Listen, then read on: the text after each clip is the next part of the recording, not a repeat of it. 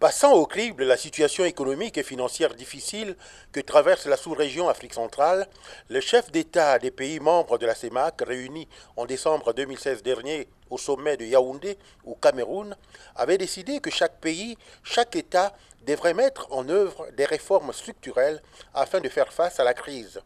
4 pays, à savoir le Cameroun, le Tchad, le Gabon et la Centrafrique, après négociation, sont entrés en programme avec le Fonds monétaire international FMI.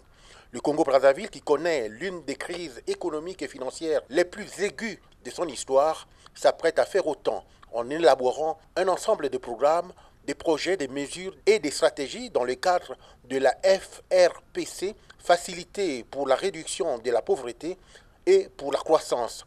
La crise au Congo, elle n'est pas encore perceptible, mais elle suit le contexte international. J'espère que le Fonds monétaire international ne va pas nous apporter une baguette magique. Non, pas du tout. Mais au moins nous accompagner.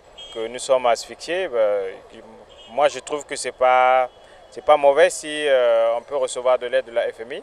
C'est à l'appel des États pour régler les problèmes budgétaires et des déséquilibres macroéconomiques que le FMI intervient.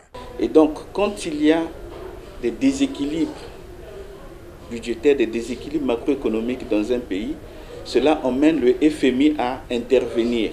Mais le FMI intervient à la demande plutôt de l'État, des États membres.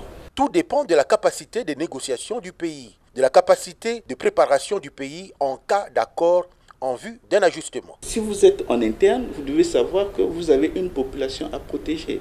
Il faut le préserver parce qu'on ne peut pas faire un ajustement sans tenir compte de la situation des populations. Ce n'est pas possible.